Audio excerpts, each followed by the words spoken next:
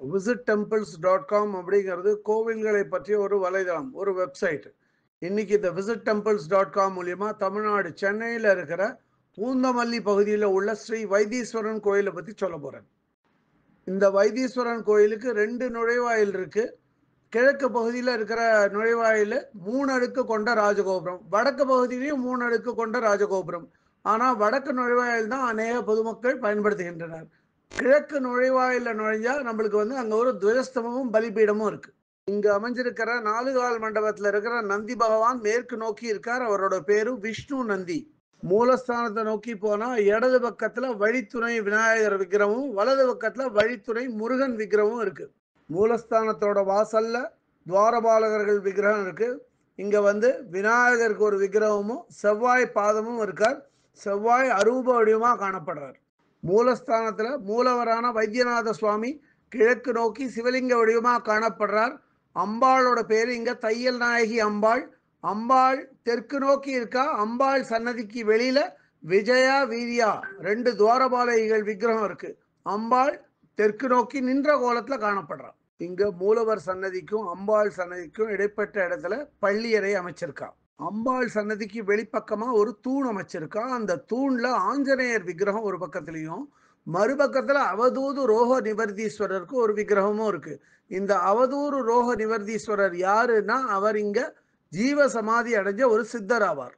இந்த அவதூது ரோக நிவர்த்தீஸ்வரர் சித்தரை வழிபட்டா எப்படிப்பட்ட நோயும் குணமாகும்னு இங்க ஒரு ஐதீகம் இருக்கு. இந்த கோவில்ல கோஷ்டத்தை சுத்தி நர்தன கணபதி, தட்சிணாமூர்த்தி, மகாவிஷ்ணு, பிரம்மா, துர்கை, சண்டிகேஸ்வரர் விக்கிரகங்கள்லாம் இருக்கு. அதே மாதிரி உள் பிராகாரத்துல சோமஸ்கந்தர், வீரன், கணபதி, காசி விஸ்வநாதர், விசாலாட்சி, கும்பேஸ்வரர், கைலாசநாதர், அன்னபூர்ணி, மகாலிங்கேஸ்வரர், ஆதிசங்கரர் மற்றும் மகாலட்சுமி விக்கிரகங்கள் காணப்படுறது.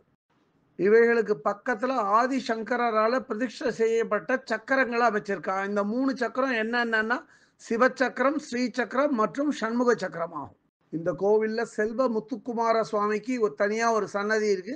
அதே மாதிரி பைரவர், சந்திரனுக்கும் தனித்தனி விக்கிரகங்கள் இருக்கு. மேலும் இங்க மேற்கு நோக்கிய 4வர் சன்னதியும், கிழக்கு நோக்கிய சனீஸ்வர பகவான் சன்னதியும் இருக்கு.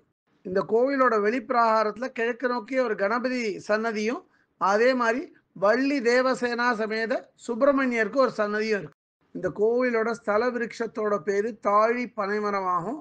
இந்த கோவிலோட புஷ்கரணி சித்தாமிர்த புஷ்கரணி அல்லது வினை தீர்த்த புஷ்கரணின்னு சொல்லுவாள். இந்த கோவில்ல நவகிரக சன்னதி இருக்கு.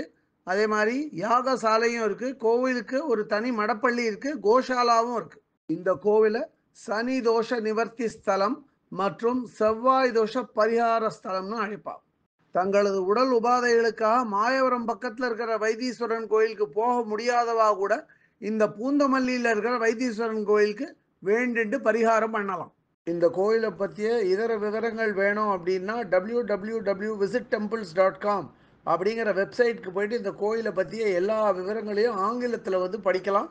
இல்லை பிற பாஷைகளில் வேணும்னா அதிலேயே மொழிபெயர்க்கிற வசதியும் இருக்குது. அப்படியே மொழிபெயர்த்து அவாவா பாஷைக்கு தகுந்த மாதிரி படிச்சுக்கலாம். அது இதுவரை இந்த காணொலியை கண்டும் கேட்டும் மகிழ்ந்த பக்தர்களுக்கு visittemples.com சார்பாக ராகவாச்சாரியின் நன்றிகள்.